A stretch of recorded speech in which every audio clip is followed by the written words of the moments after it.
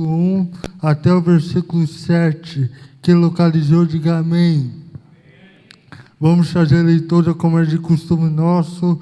Está escrito: finalmente, irmãos, vos rogamos e exortamos no Senhor Jesus Cristo que, assim como recebestes de nós, de que maneira convém andar e agradar a Deus, assim andai, para que continueis a progredir cada vez mais.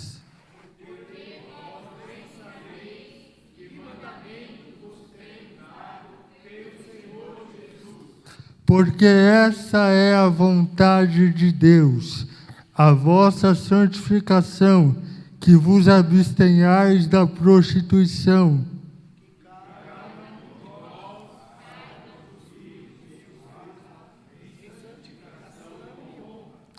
Não na paixão de concupiscência, como os gentios que não conhecem a Deus.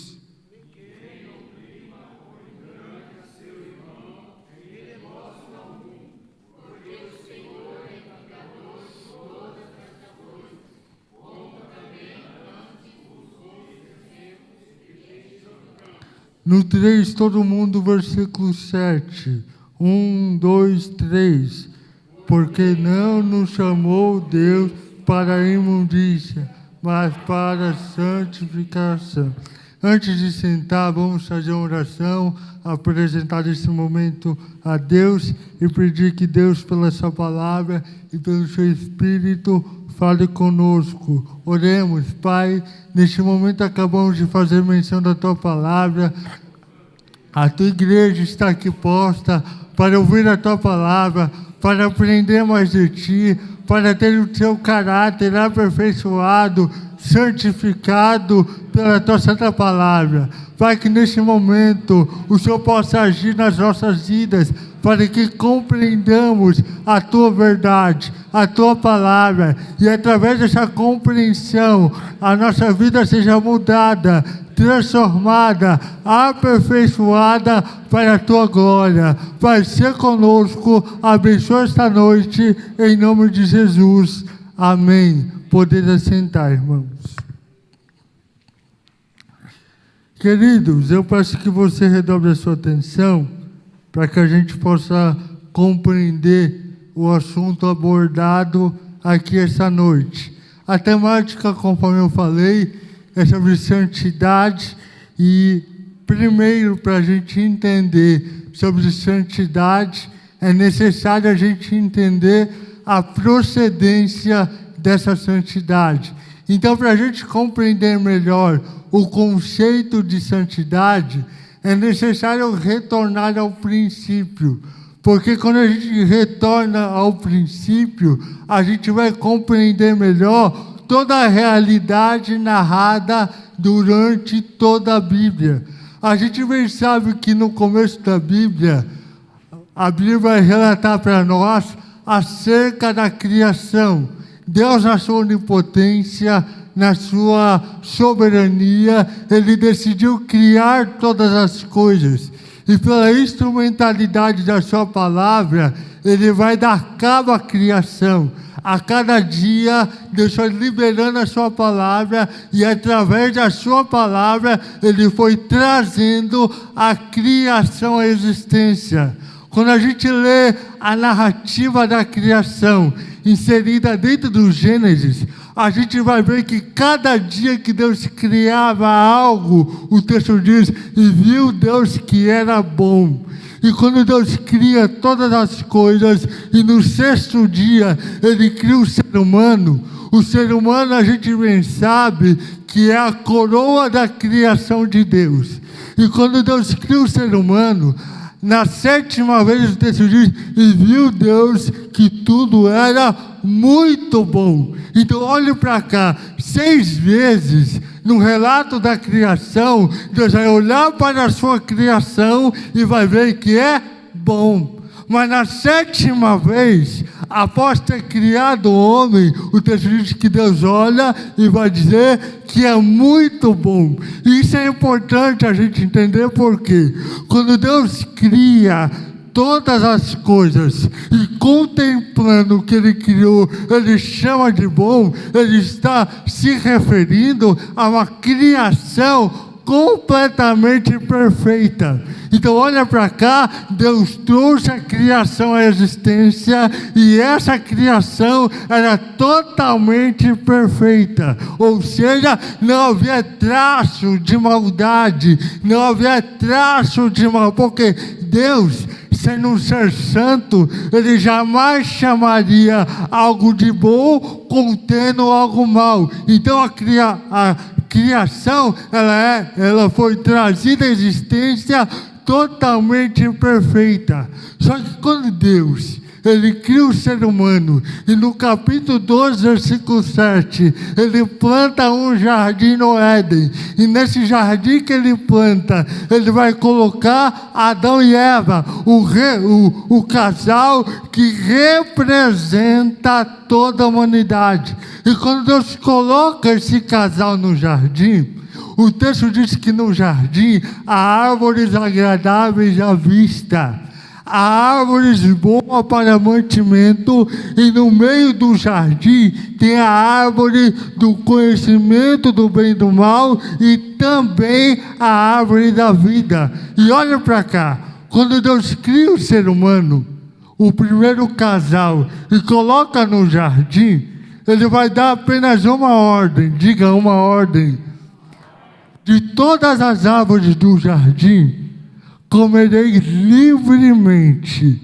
porém da árvore do conhecimento do bem e do mal, dela não comereis, porque no dia que dela comeres, certamente morrerá.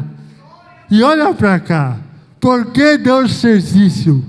Porque Deus criou o homem dotado de livre-arbítrio. Livre-arbítrio é a liberdade de escolha. Quando Deus dá essa ordem, a gente tem que entender que relacionamento implica liberdade. Se alguém é forçado a fazer algo, então não há um verdadeiro relacionamento, porque um verdadeiro relacionamento, ele não é algo forçado, ele é algo que cada ser humano decide estabelecer ou não. Quando Deus dá essa ordem, Ele está testando para ver se a humanidade criada, ali representada por Adão e Eva, permaneceria fiel a Ele ou não. Então aquela ordem está testando, provando a fidelidade do casal. E você conhece a história. Adão vai ser tentado.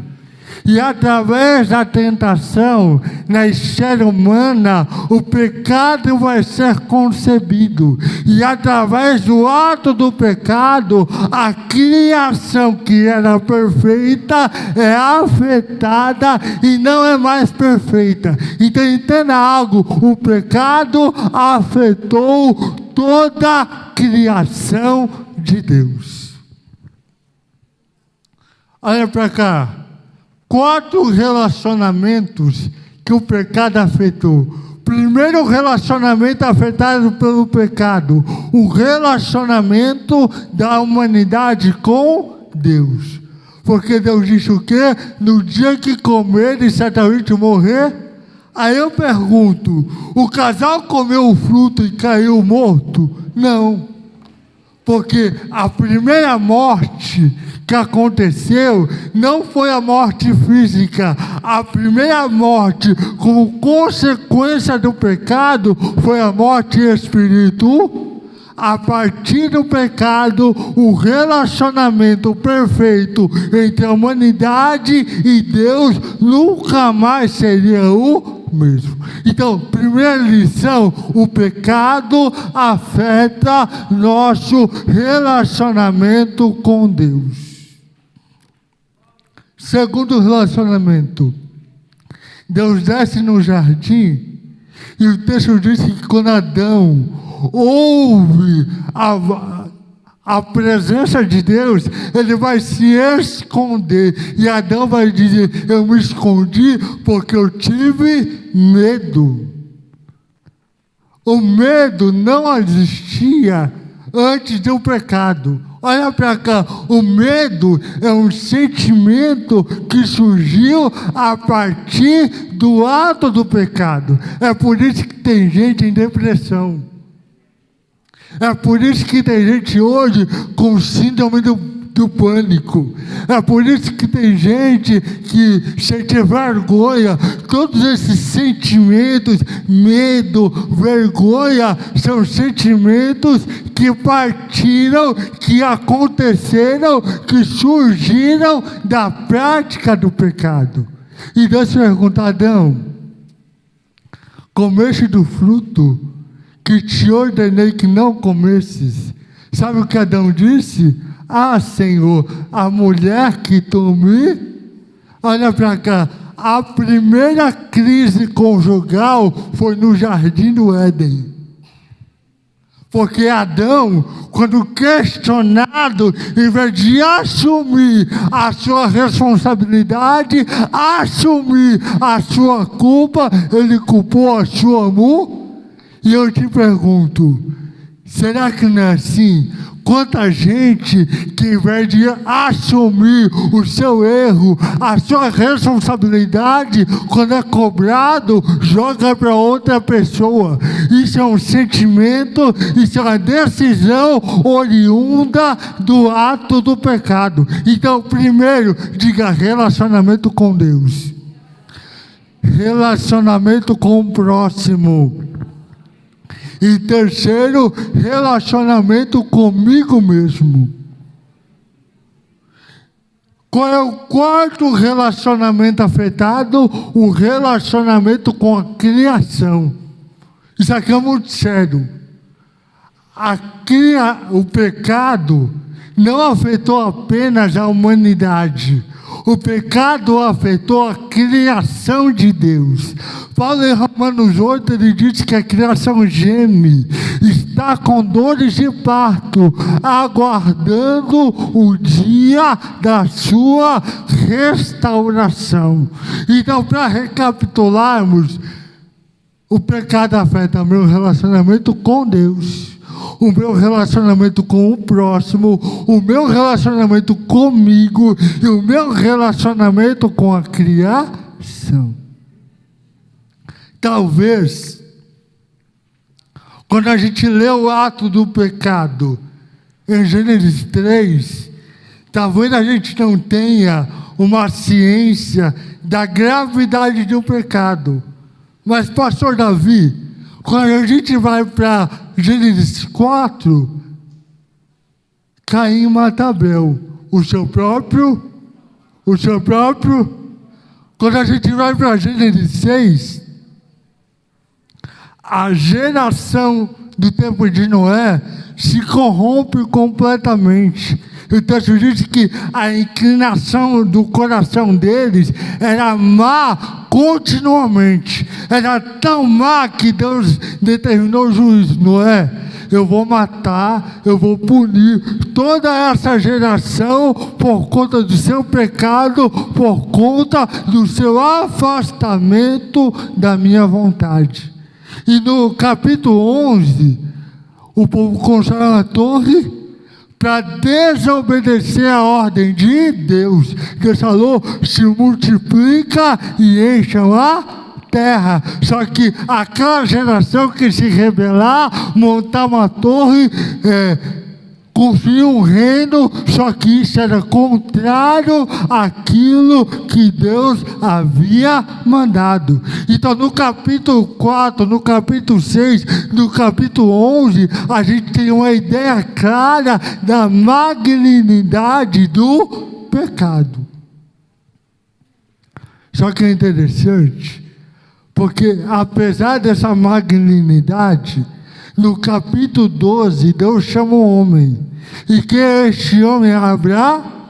Abraão, eu vou fazer de ti uma grande nação.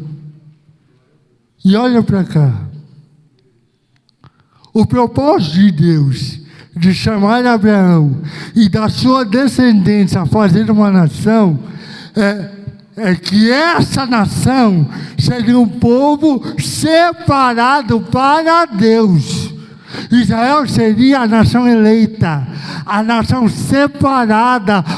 Deus, através de Israel, estabeleceu um relacionamento com ele. E quando Deus forma Israel e casa com Israel no Sinai, fazendo uma aliança, todos os mandamentos de Deus é para que Israel siga o padrão de santidade determinada por Deus.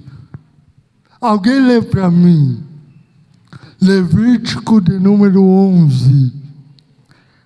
Perdão, Levítico 19 e versículo de número 2. Levítico 19, versículo 2.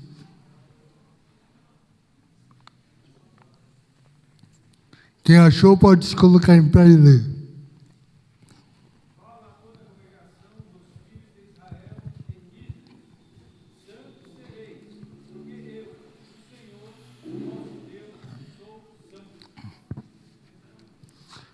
Moisés, fala para a nação de Israel que assim como eu sou santo, eles também devem ser santos.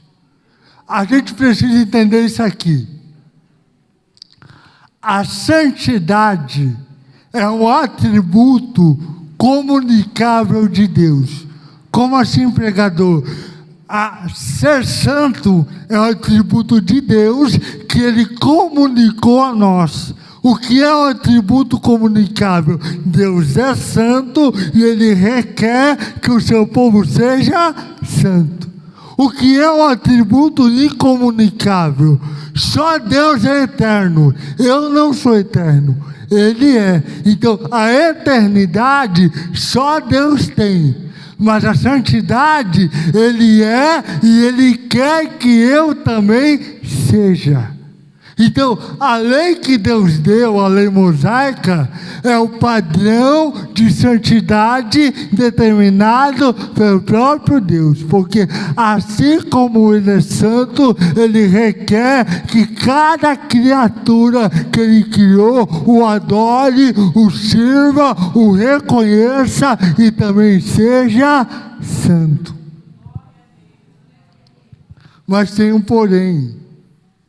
Apesar da lei mosaica ser um padrão de santidade de Deus, ela não tinha a capacidade de salvar, porque nenhum ser humano contaminado pelo pecado era capaz de cumprir toda a lei de Deus. Conforme que Paulo diz, se alguém cumpre a lei, mas erra em um só ponto, logo é culpado de toda a... Então, nenhum ser humano que tem a natureza caída de Adão, ele é capaz de cumprir a lei totalmente. E é agora que você vai dar glória. É por causa dessa incapacidade do ser humano caído não cumprir a lei de Deus e ser condenado, é que na plenitude dos tempos o Verbo se fez carne, habitou entre nós para viver perfeitamente e salvar a minha e a tua alma. Em culto de doutrina, crente também da glória. Ele se encarnou para pagar a nossa dívida. Ele se encarnou para viver de forma perfeita e cumprir toda a lei de Deus. Porque, irmão, só alguém com a humanidade perfeita seria capaz de cumprir toda a lei de Deus. E Cristo, como não cometeu pecado, viveu de forma perfeita, Ele cumpriu os 613 preceitos de Moisés e viveu de forma perfeita. Olha para cá. Cristo não cometeu pecado. Amém? Cristo viveu de forma perfeita. Amém? Aí eu pergunto, se ele viveu de forma perfeita, se ele não cometeu pecado, ele em si merecia ir para a cruz? Não. Então ele não foi para a cruz, ele não foi traído, ele não foi crucificado pelo pecado que ele cometeu. Ele foi para a cruz, morreu, ressuscitou pelo meu e pelo teu pecado. E eu quero entrar agora naquilo que eu quero tratar. Deixa eu ler aqui. Primeiro, o que é santificação? Vamos definir. Santificação é uma obra progressiva com a participação de Deus e do homem, que nos faz cada vez mais livres do pecado e cada vez mais parecidos com Cristo em nossa vida. Porque a santificação, ela é necessária. Porque através da santificação eu sou levado para longe do pecado e através da ordem do Espírito eu sou aperfeiçoado a parecer cada vez mais com Cristo. Só que tem um porém. Quando a gente fala de santificação, ela tem as suas divisões. A santificação, ela tem 3 tempos. Eu quero falar do primeiro tempo da salvação, da santificação, que é a santificação no passado. Eu quero que alguém abra para mim Hebreus capítulo 10, versículo 10. Você que tem Bíblia, abre a sua Bíblia. Acompanhe conosco para você entender o assunto. Hebreus 10, versículo 10. Quem poderia ler para mim? Pode ler, irmã.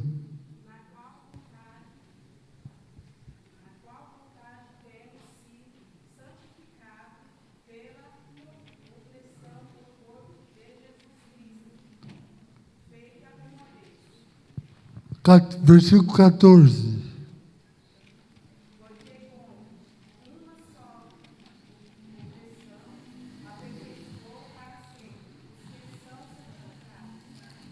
Amém. Olha para cá. O texto diz que pela oblação feita por Cristo, somos santificados. Através da sua obra na cruz do Calvário, através do sangue derramado, eu e nós somos santificados. E preste atenção nisso aqui. Com relação à santificação no tempo passado, isso fala da justificação. Deixa eu explicar melhor. Quando alguém se converte, quando alguém professa a fé em Cristo e se converte, pela fé na obra de Cristo, ele já é declarado justo, declarado santo diante de Deus. Mas não é pelo mérito da pessoa que se converte. Ela olha para a cruz, reconhece que é pecadora, reconhece a necessidade de salvação, deposita a sua fé em Cristo e pelo mérito de Cristo, ela é santa diante de Deus. Então, a primeira santificação é posicional, diga posicional. Eu sou sangue, eu sou santo em Cristo Jesus. Eu quero fazer uma ilustração. Pastor Davi, o varão, vem cá. Por favor. Por favor. Os dois.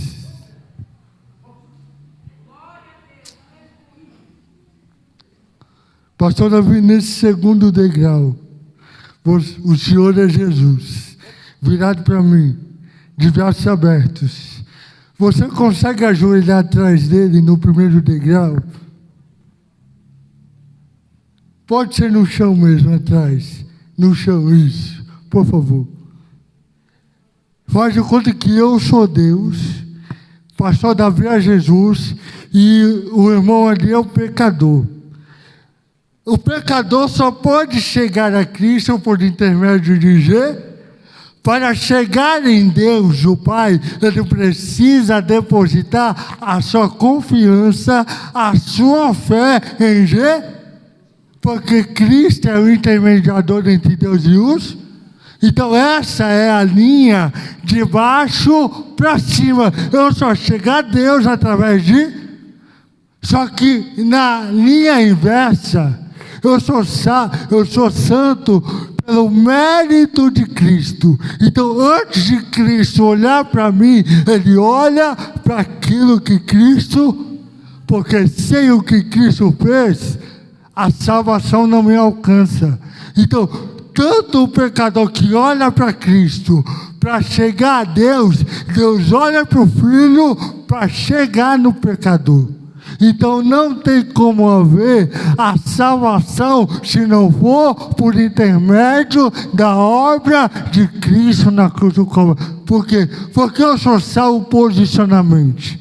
Porque Cristo, o Pai olha para o mérito do Filho. E pelo mérito do Filho, o convertido é declarado santo diante de... Então não há mérito no pecador. Há mérito na obra de...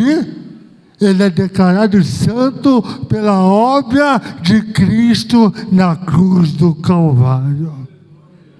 Pode sentar. Então entenda, a santificação posicional, ela só é possível porque Ele me justificou e Ele te justificou através da obra na cruz do Calvário. Você que está aqui só é salvo porque Ele te justificou diante de Deus.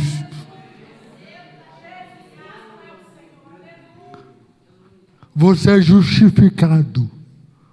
Não é mérito humano, é mérito de Cristo. É o que Ele fez, é o que Ele realizou, é o que Ele fez que garante o nosso acesso à morada celestial, o nosso acesso à presença de... Eu acho muito interessante. João 14. Jesus disse, eu vou preparar morada. E muita gente pensa que o eu vou preparar morada é que chegando no céu e construindo casa. O eu vou é a cruz. Vocês só vão subir para o céu porque eu vou passar pela... Porque sem cruz não tem glória. Nem glória. Sem cruz não tem glória. Para chegar na glória, tem que passar pela cruz. Então essa é a santificação passada. Eu sou declarado justo pelo Pai, pelos méritos de Cristo. Segundo tempo da santificação é a santificação no presente, diga presente. E aqui eu quero gastar os 20 minutos. Porque se a santificação no passado é um ato já realizado, a santificação no presente ela é um processo. Diga processo. Abra a sua Bíblia, Hebreus 12, 14.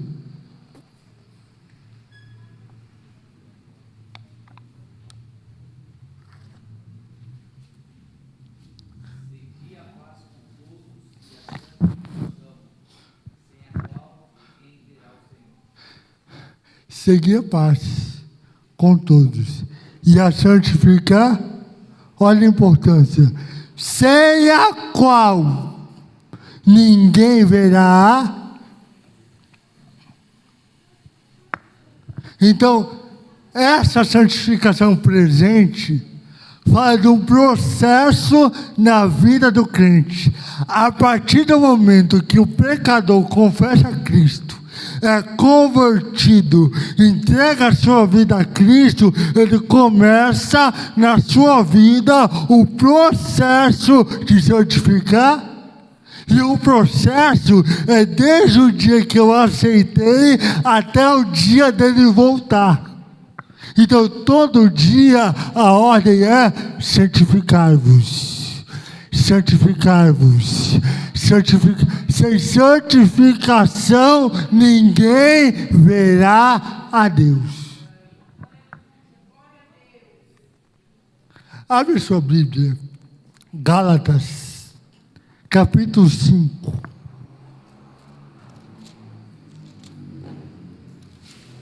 Gálatas, capítulo 5. Essa aqui eu faço questão de ler.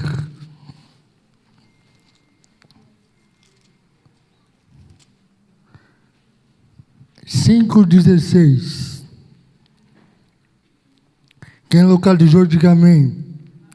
Digo, porém, andai em espírito e não cumprireis a concupiscência da carne, porque a carne cobiça contra o espírito, e o espírito contra a carne, e estes se opõem um ao outro, para que não façais o que quereis. Mas se sois guiados pelo Espírito, não estáis debaixo da lei, porque as obras da carne são manifestas, as quais são prostituição, avareza, lascívia, idolatria, feitiçaria, inimizade, porfias, emulações, iras, pelejas, dissensões, heresias, invejas, homicídios, bebedices, glutonarias e coisas semelhantes a essas, acerca dos quais eu vos declaro, como já vos disse, que os que cometem tais coisas não herdarão o reino de Deus. Então aqui está apresentado para nós as obras essas obras da carne é característica do ser humano não regenerado, porque o ser humano regenerado que nasceu de novo, ele adquire uma nova natureza. E essa natureza não é de baixo, essa natureza é de cima. Porque nascer de novo também significa nascer do alto, é adquirir o caráter de Cristo na sua vida. Deixa eu dizer algo, irmão, a verdadeira conversão proporciona mudança de vida. A verdadeira conversão proporciona mudança de caráter. Quem verdadeiramente se converteu, quem verdadeiramente foi salvo, nunca mais permanecerá sendo a mesma pessoa. Se alguém está em Cristo, nova criatura é. As coisas velhas se passaram, eis que tudo se fez novo. Então, no processo de santificação, a gente tem que se afastar de tudo isso, porque essas práticas não evidenciam o homem regenerado, evidencia o homem caído, cativeiro do pecado. E deixa eu esclarecer algo. Eu falei de santificação no passado. Então, santificação no passado, porque aprenda algo, eu fui salvo, estou sendo salvo e serei salvo. Como assim, pregador? Diga justificação. Diga justificação. Eu fui salvo da culpa do pecado. Ele me justificou na cruz do Calvário. Então, a justificação me salva da culpa do pecado. A santificação me livra do domínio do pecado. Quem aceitou a Cristo e é nova criatura não está mais debaixo do cativeiro do pecado. Paulo diz que o pecado não terá domínio sobre vós, porque não estáis debaixo da lei, mas debaixo da graça. Então, no processo de santificação, eu evidencio: o pecado não mais me domina, o pecado não mais me escraviza, eu não vivo mais a vida na carne, agora eu vivo a vida baseada no Espírito Santo de Deus. Então, deixa eu repetir. Então, enquanto Cristo não voltar, enquanto Cristo não arrebatar a igreja, a ordem continua. Que ordem, pregador? Santidade. Santidade. Santidade. Santidade. Cada dia, se eu sou verdadeiro crente, eu busco a santidade. E deixa eu explicar um pouco melhor. Irmão, o que eu vejo, o que eu ouço, o que eu falo, o que eu faço, afeta a minha santidade. Eu vou repetir isso aqui. O que eu vejo, o que eu ouço, o que eu falo, o que eu faço, afeta a minha santidade. De modo que, se eu quero permanecer em santidade, cuidado com o que eu vejo,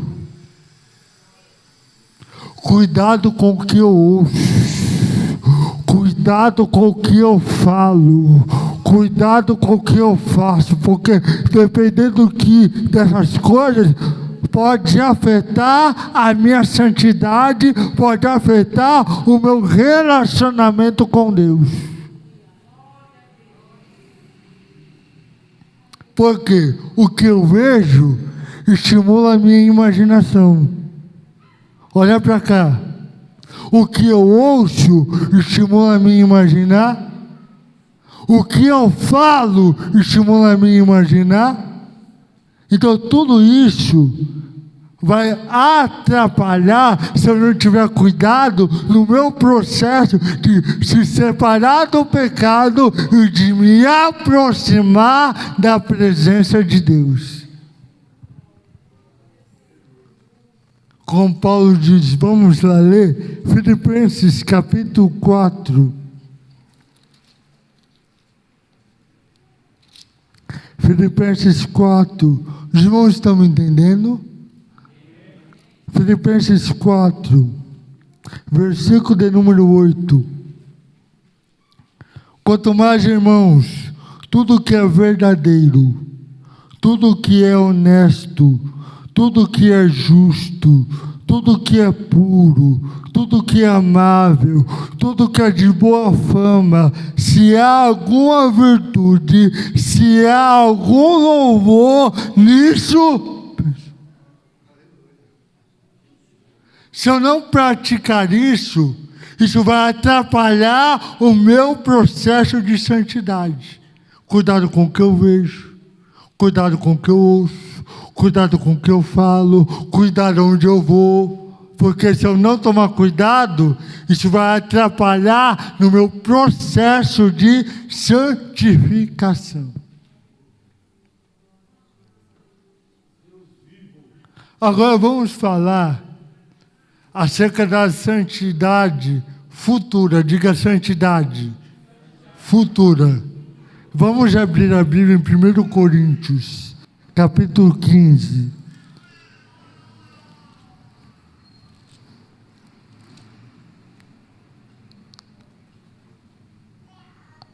A partir dos 52 até os 54. Alguém pode ler para mim?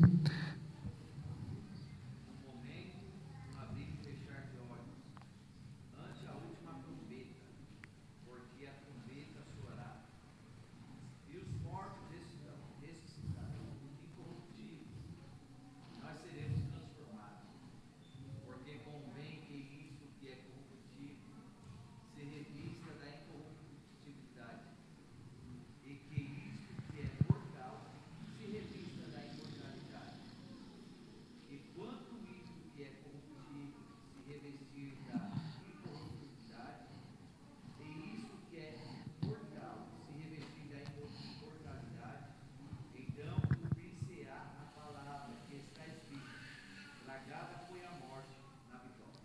Amém.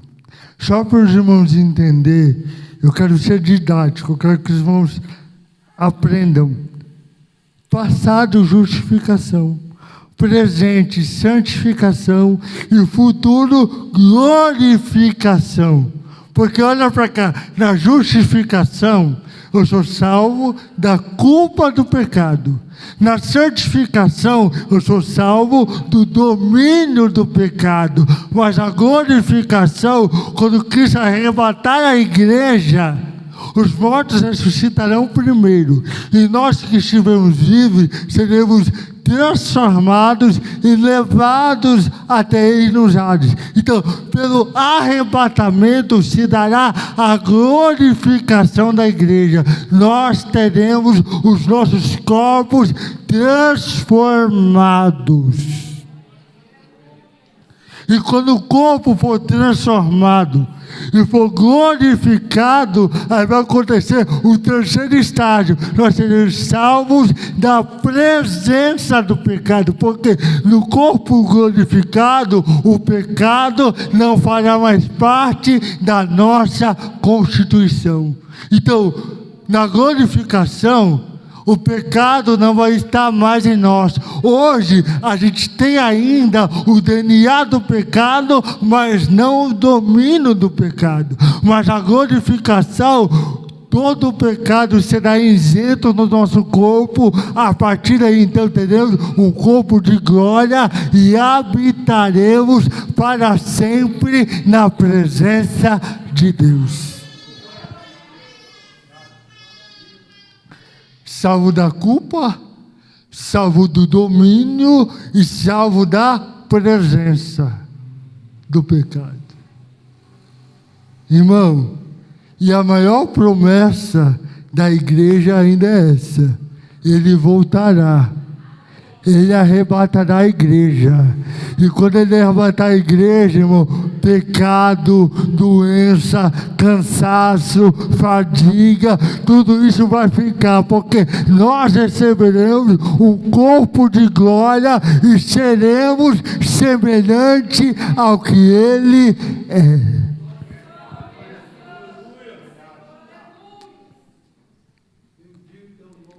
Agora eu quero falar a respeito dos meios de santificação. Como é que eu faço para me santificar? Primeiro, a santificação, eu sei que isso é um tema que vai ser tratado em outra terça, mas eu quero falar de forma bem resumida. A santificação tem a participação divina e a participação humana. De modo que, na participação divina, eu quero falar primeiro, somos santificados pela palavra. Então, o primeiro instrumento de santificação é a palavra de João 17, versículo 17 até o 19. João 17, 17 ao 19. Santifica-os na verdade, a tua palavra é a verdade. Assim como tu me enviaste ao mundo, também eu os enviei ao mundo.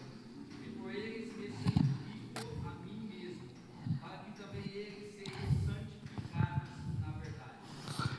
Então, o primeiro instrumento para se santificar é a ver, e a verdade faz referência à palavra de... Por quê, irmão? Porque a palavra é que vai me apresentar o padrão moral de Deus. Então, tudo que eu sei que Deus aprova ou desaprova, aceita ou não aceita, está na sua palavra. Então, se eu quiser seguir um padrão de santidade agradável a Deus, eu vou descobrir esse padrão de santidade pela instrumentalidade da palavra. Então, se a gente quer ser cada vez mais santos, precisamos ter relacionamento com a palavra de Deus. Porque se a gente não tiver relacionamento com a palavra, a gente vai errar em lugares que Deus gostaria que a gente não errasse. Porque a Bíblia é a revelação suprema. É a Bíblia que me fala como eu devo andar, como eu devo agir. É a Bíblia que é o manual de conduta, o manual de vida do crente. Então, primeiro, pela palavra. Segundo, Hebreus capítulo 13, versículo 12. Somos santificados pelo sangue de Jesus. Hebreus capítulo 13 e versículo 12.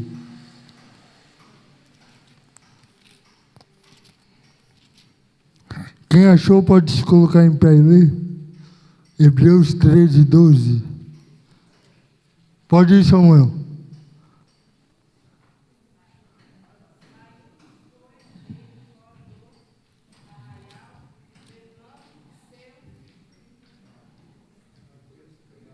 Hebreus 13, 12.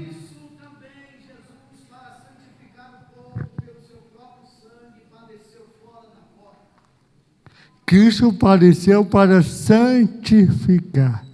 Então, o sangue de Jesus Cristo nos purifica de todo pecado. Porque sem derramamento de sangue não há remissão de pecados. Ele precisou derramar o seu sangue para remir e santificar as nossas vidas. Terceiro, somos santificados pela Trindade. Primeiro texto, 1 Tessalonicenses 5, 23, um texto muito conhecido.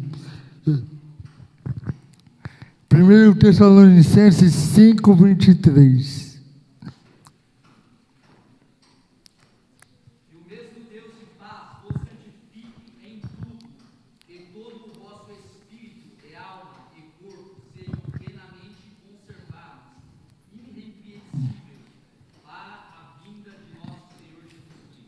Glória a Deus. Eu gosto desse texto, porque esse texto aqui é muito rico. E o mesmo Deus de paz vos santifique em o que, igreja? Corpo, alma e espírito. Então Deus é um Deus que quer ninguém pela metade.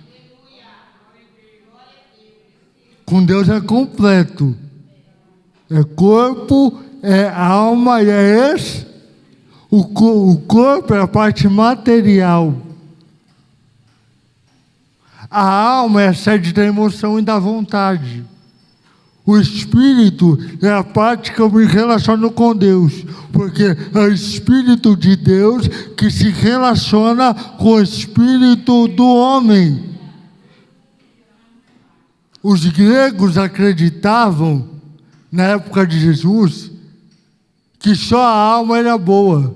Eles acreditavam que não importava o que você fazia com o corpo, que o importante era a alma. Só que isso é uma ideia herética. Deus quer corpo, Deus quer alma, quer espírito, Ele quer a gente por completo. Então, a santificação, ela envolve o homem completamente. Santidade no corpo, santidade na alma e santidade no espírito. 1 João, capítulo 1, versículo 7. Nós estamos falando da santificados pela Trindade. 1 João, capítulo 1, versículo 7. Eu vou ler. Mas se andarmos na luz, como Ele na luz está, temos comunhão um com o outro, e o sangue de Jesus Cristo nos purifica de todo o pecado. Onde houver confissão, onde houver arrependimento, Cristo perdoa, Cristo purifica de todo o pecado. Então não tem pecado grande que Deus não possa perdoar. Se a pessoa se arrependeu, reconheceu que é pecadora, reconheceu que precisa de Cristo e depositar a sua fé nele, o sangue derramado a purifica de todo o pecado. 1 Tessalonicenses 2,13. Eu vou ler esse aqui. 2,13. Deixa eu ver se é isso mesmo. Não, 2 Tessalonicenses 2,13. Que diz assim. Acho que eu notei errado. Deixa eu ver se é Timóteo. Acho que é Timóteo. Ao vivo é assim mesmo, viu, irmão?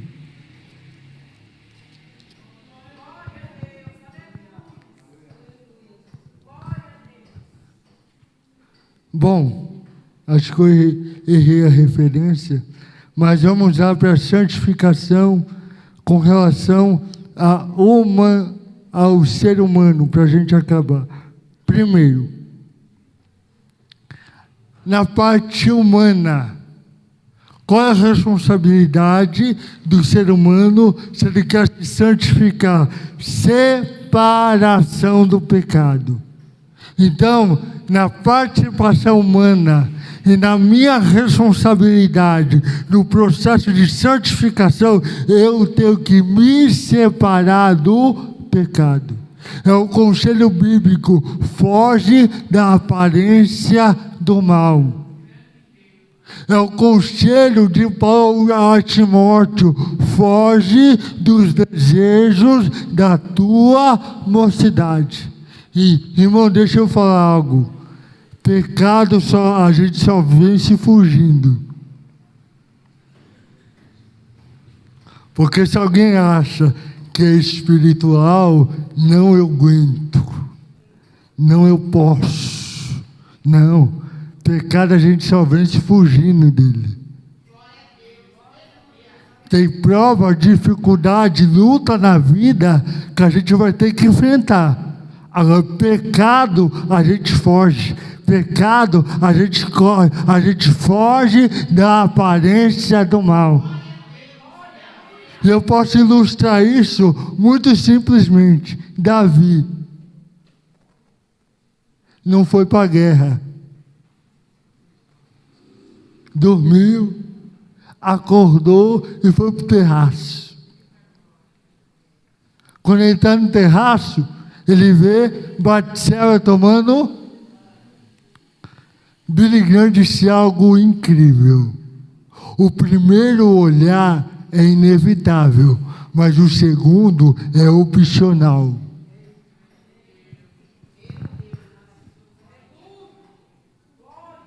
O primeiro olhar é inevitável, o segundo olhar é opcional. Se Davi tivesse olhado e fugido, não tinha pé? Me ajuda, não tinha pé? Mas ele olhou e contemplou e analisou e não aguentou. Porque o homem, segundo o coração mas quis brincar com o pecado. Olhou, analisou, contemplou, aí começa aqui. Aí vem para aqui. Aí quando vem para aqui já quer fazer. Se ele fugisse, não tinha pecado. Mas permaneceu, quis brincar, aí caiu, irmão. Porque pecado a gente foge. Porque ninguém é espiritual para dizer que pode vencer. Não, irmão. Foge. Se a gente fugir, se separar do pecado e correr para Deus, Ele garante vitória.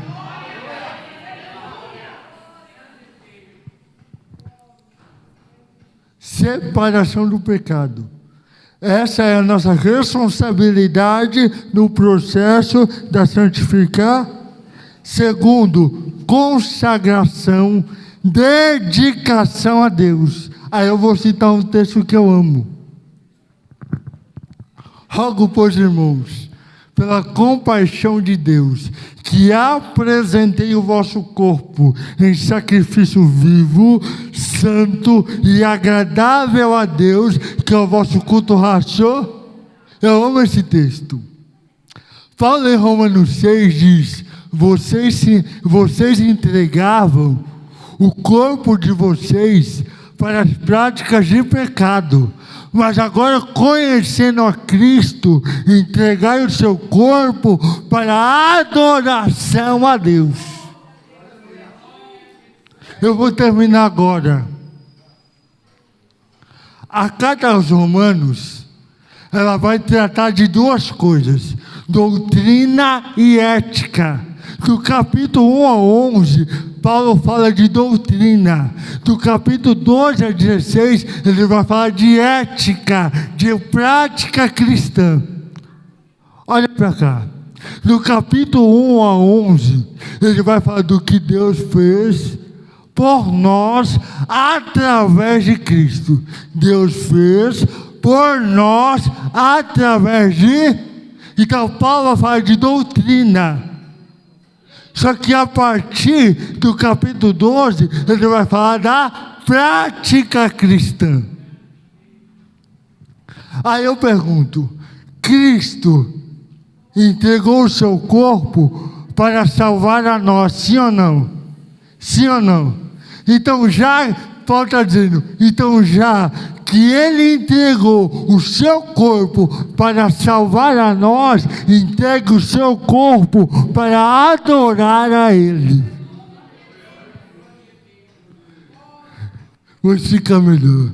No Antigo Testamento, o sacrifício era morto, era um animal que morria. Só que no Novo, o sacrifício é vivo, é santo, é agradável a Deus. O sacrifício é a minha vida. E deixa eu dizer algo: culto, quando eu falo culto, eu não estou resumindo. Culto não fala, resumidamente, do período que a gente está na igreja. Estar na igreja é participar de um momento de culto comunitário. Só que a vida do cristão, ela é um culto. Em casa eu estou em culto, no trabalho eu estou em culto, na escola eu estou em culto. Onde eu estiver, a minha vida é para cultuar e para louvar a Deus.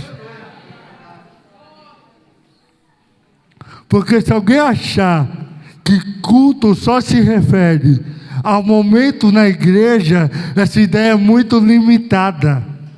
Paulo disse: apresente o corpo de vocês para adorar, sacrifício vivo, santo e agradável a Deus, que é o vosso culto racional. Então, recapitulando, eu já acabo. Nossa responsabilidade no processo de santificação é se separar do pecado e se consagrar a Deus. Todo crente salvo em Cristo tem essa responsabilidade, se separa do pecado e se consagra para Deus. E eu termino agora. Qual é o propósito da santificação? Eu vou fazer a leitura e termino a minha participação aqui essa noite. Ouça com atenção.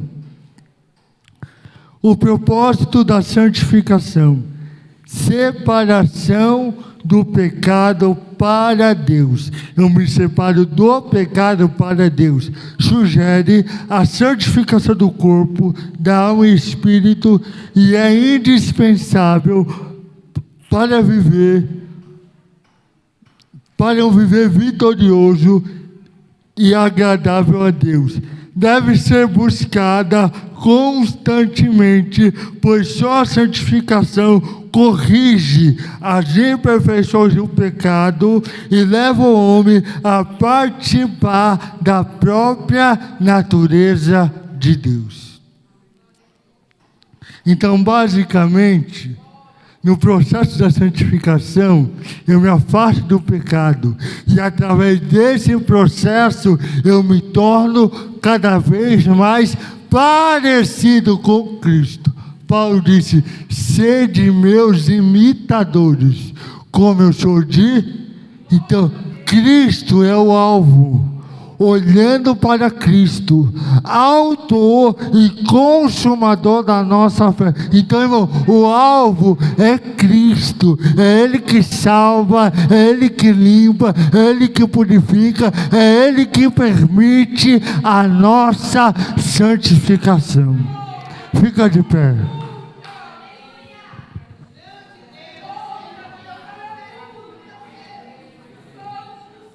Deus está na casa, irmão. Culto de doutrina também tem língua, também tem mistério, também tem presença, porque é palavra pregada e papai falando na casa.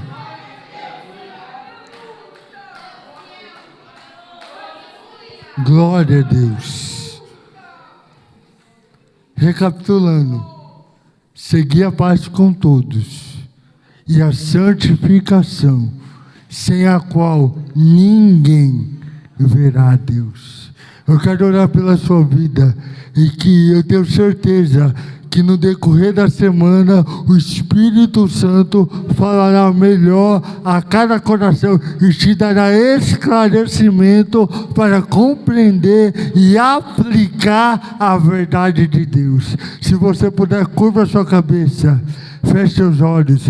Pai, neste momento, ouvimos a Tua Santa Palavra a respeito da santificação. Pai, esse tema tão importante, esse tema que caracteriza o caráter da sua igreja. Pai, que Teu Espírito Santo possa agir em cada mente, em cada coração, trazendo esclarecimento da Tua Palavra. Pai, que nós não sejamos apenas ouvintes, mas praticantes, permitindo que o Teu Espírito, que a Tua Palavra aperfeiçoe a nossa vida. Pai, nos ajuda a ser melhor a cada dia. Pai, nos ajuda que a nossa vida seja para a Tua glória. Fortalece na sabedoria, da graça, e quer comais, quer bebais, quer fazer qualquer outra coisa, façamos tudo para a Tua glória. Esse é o meu pedido, essa é a minha oração, em nome de Jesus. Amém. Deus abençoe.